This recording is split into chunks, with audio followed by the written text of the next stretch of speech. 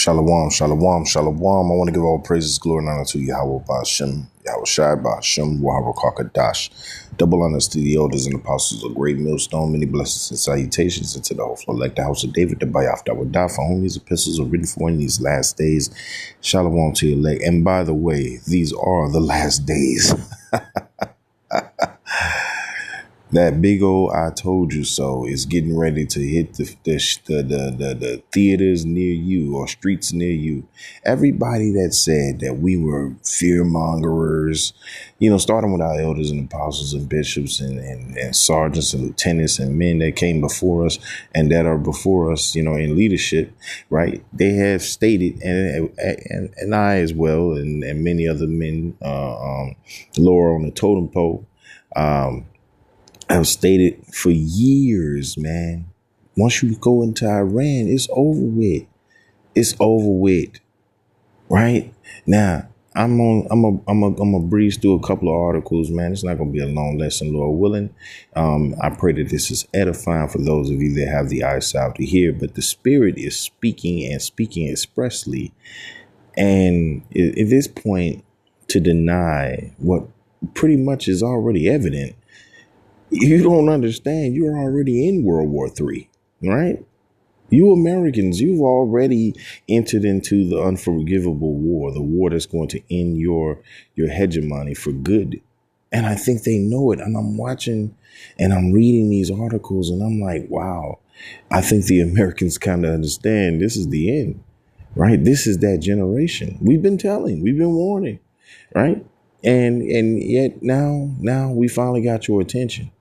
Okay, them small hats over there, they finally brought you into that unforgivable war, the war that ends your hegemony for good, the war that ends America's dominance over the planet. And that's what they're really afraid of, because retribution is coming. Okay, retribution is coming. And now, because these Americans, and I'm talking about the government, but really all the people, they don't understand that there's consequences to doing what you're doing. I didn't say go into Iran and this will kick out World War III for nothing, right? And it wasn't even me. It was the Lord, right? Because eventually Ezekiel 38 has to be achieved, right?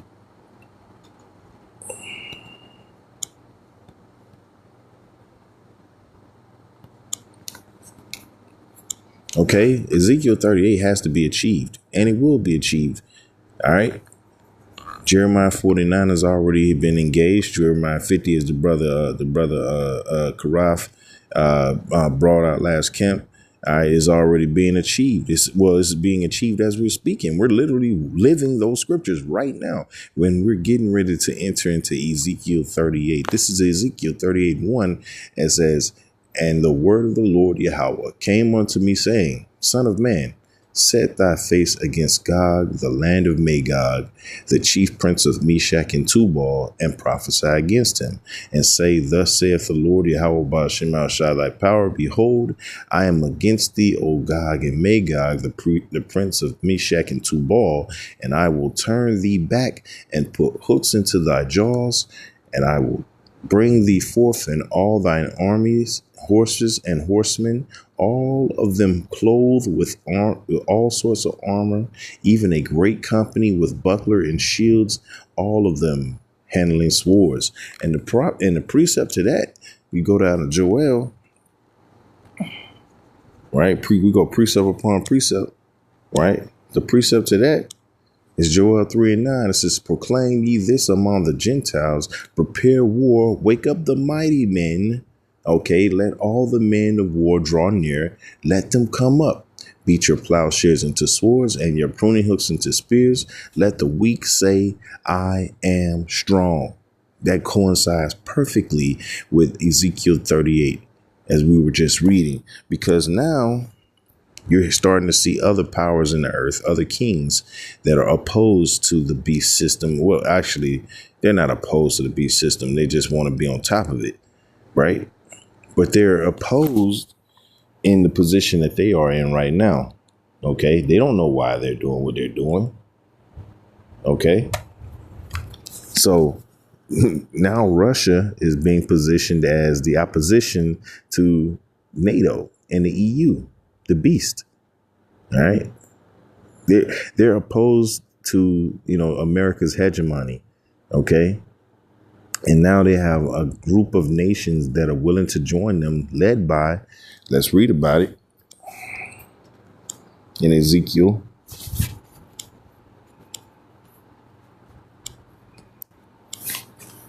Okay. Persia. That's the first nation. This is Ezekiel 38 and 5. Persia, Ethiopia, and Libya with them, all of them with shield and helmet. They're getting ready to come into Yahweh Shaphat, the valley of Yahweh's decision, man. Okay. And they're coming with murderous intent. Fair use, YouTube. Fair use. Okay. This has been the hot topic lately, but the Israelites are the ones that know how to break this down correctly, right? And now, as you see, there's nervousness among the American public. You go online and they're just nervously debating each other. There's shouting matches. These people are starting to really, and this you're going to see what I'm saying, because now there's a divide within the American, understanding of how to proceed. Because Trump done threw him off the porch. He done did what we've been waiting on. He done entered into World War III. Okay. And there's no going back from this. Okay. Let's get into the article a little bit. Now, this is addressing Russia's involvement or Russia's understanding of it and what the implications are. And now Trump is going back and forth with the Russians. Right. It says Trump hits back at Medvedev. Right. It says the U.S. leader has criticized the former Russian president for suggesting some nations may provide Iran with nuclear weapons. And then, see, you think Putin ain't listening? It says U.S. President Donald Trump has cautioned the deputy chairman of Russia's Security Council, Dmitry Medvedev, against casually talking about nuclear weapons. The comment came after the former Russian president suggested that several unarmed or unnamed countries were prepared to provide Iran with weapons of mass destruction. Woo! Yes, Lord. And we already know it's the BRIC nations. Iran, Russia, China, India, or is it Pakistan? I think it's Pakistan. No. I think it's India. Yeah. All right. South Africa, Brazil, Venezuela. They're all a part of the BRICS nations and they're growing. Mexico, I believe, has an application to join as well. Okay. It's going to be the BRICS nations against the EU and NATO. That's going to be the war before Yahushua gets hit. World War III, according to Revelation 9:12, Revelation 11 and 14. Okay. It says on June 22nd, the U.S. bombed Iran's nuclear facilities in Fordo, Natanz, and Isfahan.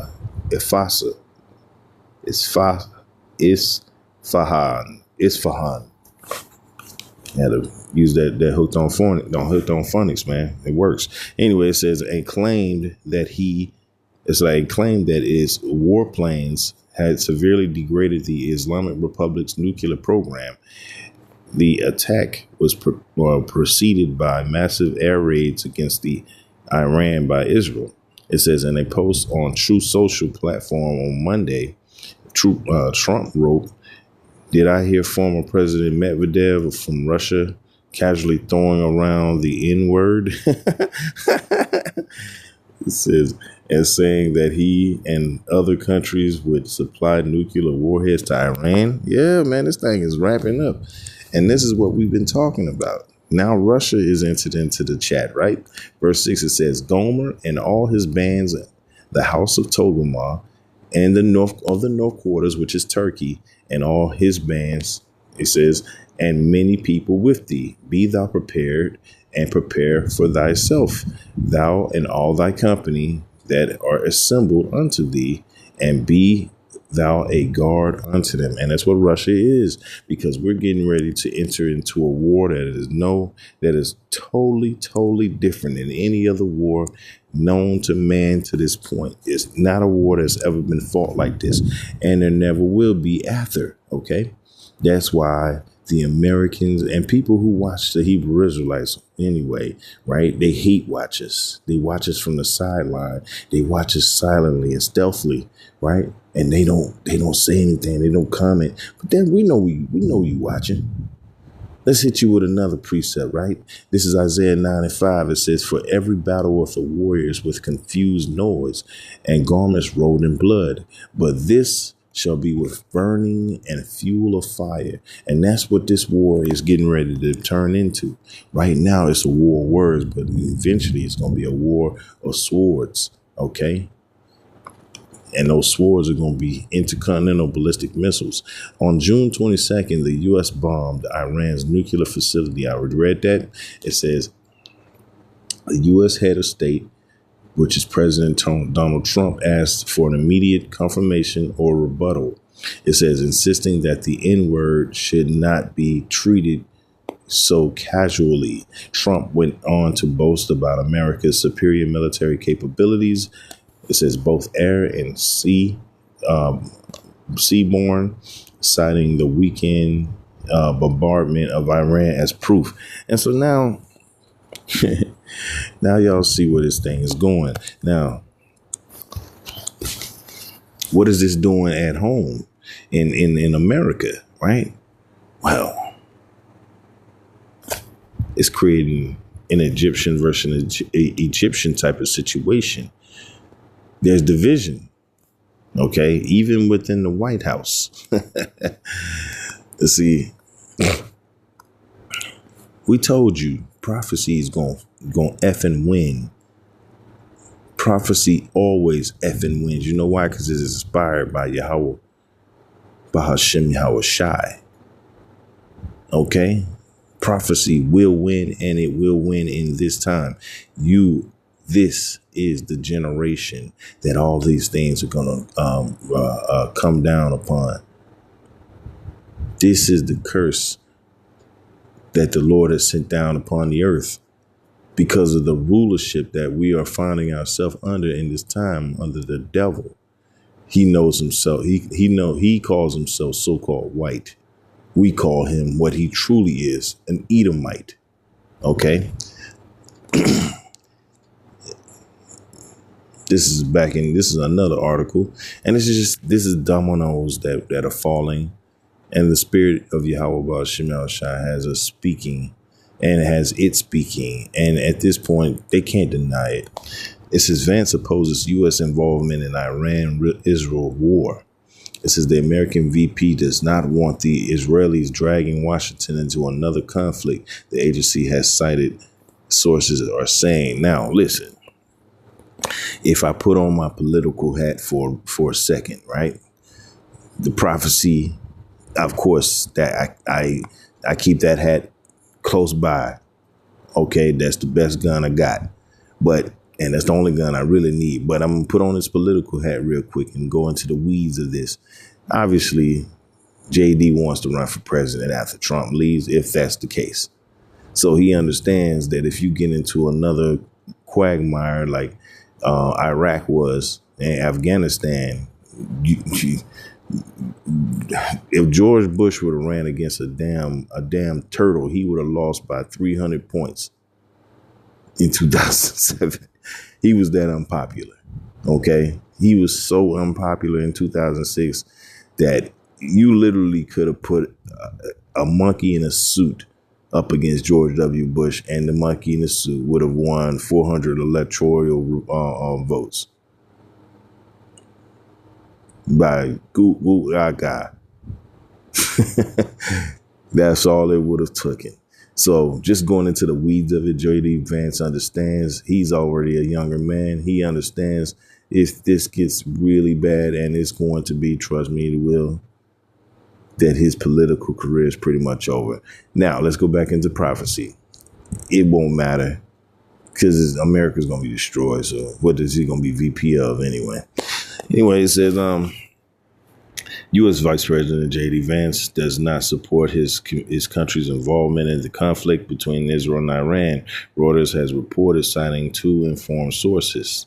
It says a Reuters article revealed his stance came out on Saturday, hours before U.S. President Donald Trump ordered strikes on Iran's Fordo, Natanz, and Esfahan nuclear sites.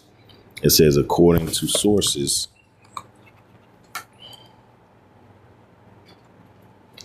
Salaki,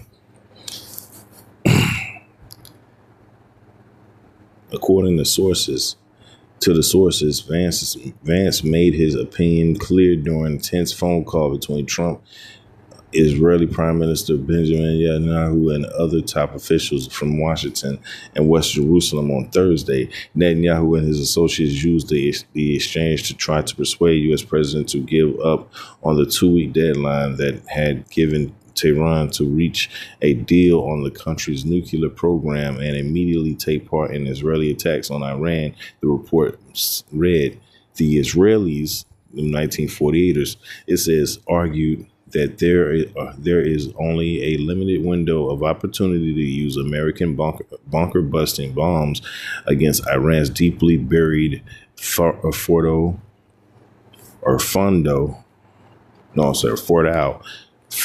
facility, it said.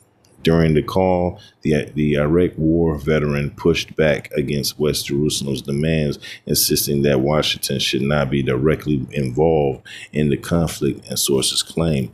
But unfortunately for him, that's exactly what you are. You're a part of prophecy, man. Don't you understand? You are. You will.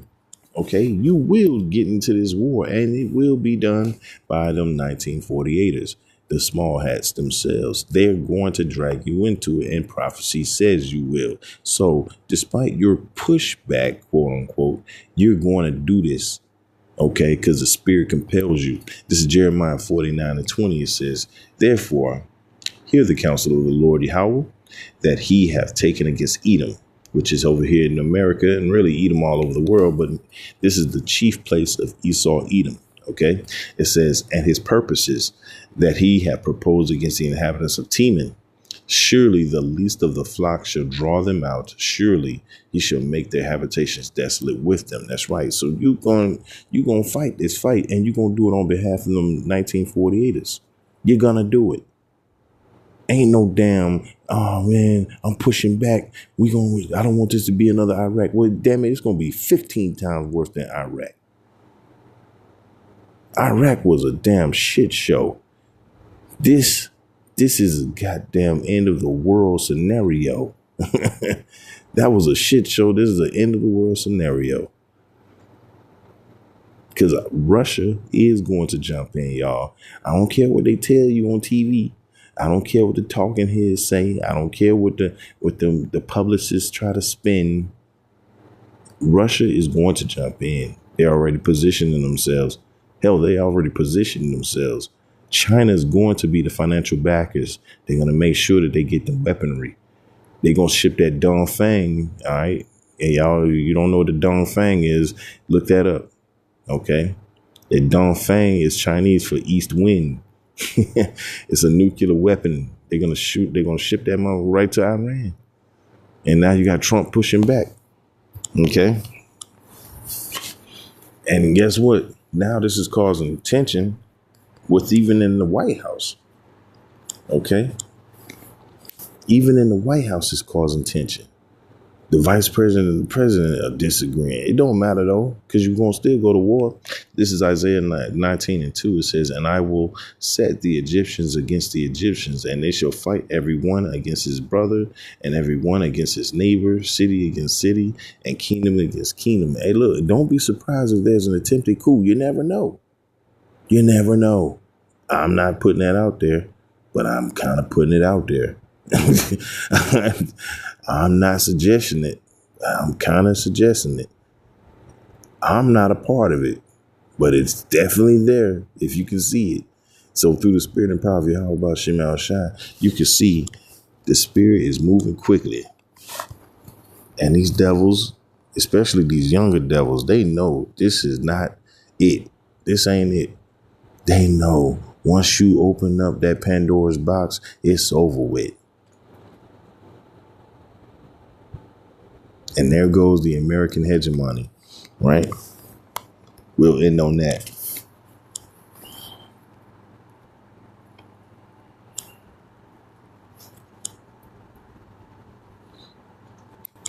There goes the American hegemony, man.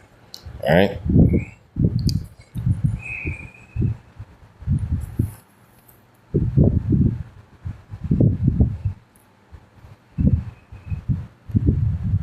Because these devils have played that last hand, man. And they think they're going to get away, but you're not. You never were. Okay. This is Jeremiah 50:21. It says, go up against the land of Merathaim, even against it, and against the inhabitants of Pekah. This is talking about America today. You have to understand the symbolism that the prophet Jeremiah is giving you here. Okay, he was using lands that he knew during the ancient times, but he's describing the future.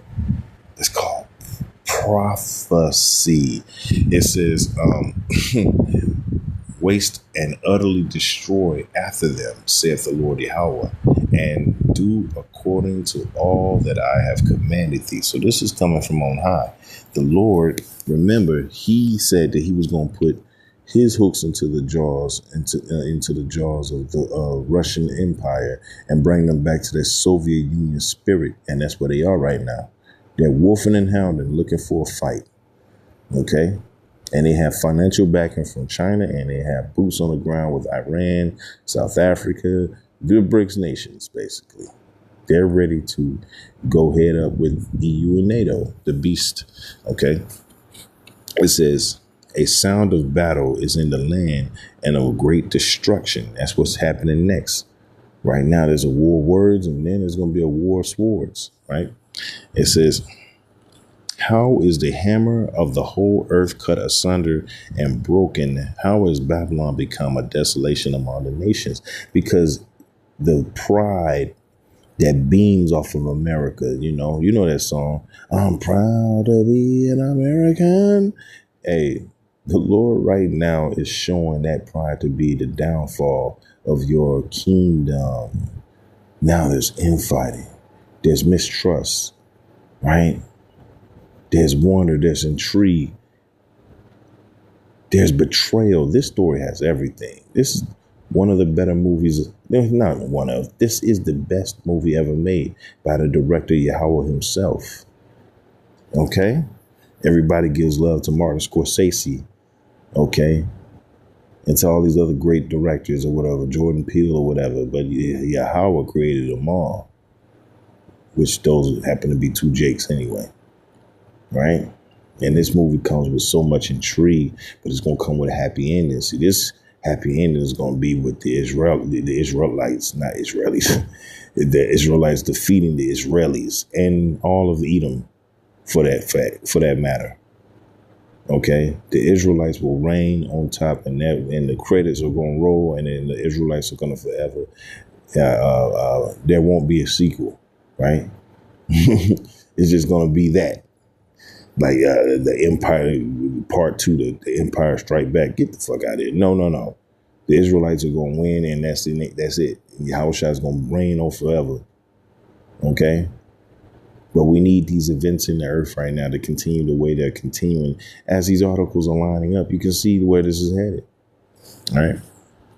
It says, how is the hammer of the whole earth, which is America, which is ran by Edom, how is the hammer of the whole earth cut asunder and broken? How has Babylon become a desolation among the nations? Because it was fooled. Verse 24, I have laid a snare for thee, and thou art also taken, O Babylon, and thou wast not aware. Thou art found and also caught, because thou hast striven against the Lord Yahweh. And now what is the Lord's response? Because how did you strive against the Lord? You took his kids, not kids, his children, so-called blacks, Latinos, and Native Americans, and the Israelite foreigners that look like the other nations. You have taken them hostage, and you have spit in the face of the Lord and told him that, come fight me for them then. Fight me for the title in wrestling terms, for you wrestling fans, right? Fight me for the belt. You have spit in the Lord's face and told him that he ain't worthy of who his children are, that they belong to you now. And not only that, you're directly challenging him, saying, I'm going to put chips inside of him too. And ain't nothing you can do about it. Fight me for the belt. Well, the Lord has said, well, challenge accepted, right? Verse 25, it says, the Lord have opened his armory and have brought forth the weapons of his indignation. For this is the work of the Lord Yahweh by Shemal Shai, thy power of hosts, in the land of the Chaldeans. And the Lord said he opened up his storehouses, man. And that's where we headed. We're headed towards World War III. We're actually, F that. We're already in there. We're already here. Okay. I don't know what the rest of world 2025 has in store, but I'm gonna tell you, it's gonna be explosive. It's going to be explosive. So stay tuned for the next episode of America's Demise with the hosted by the Hebrew Israelites. Okay, from Yahweh by Shemal Shai. I want to give all praises, glory, and honor to Yahweh by Shemal Shai by Shemal Harakakadash. A shalom to the elect.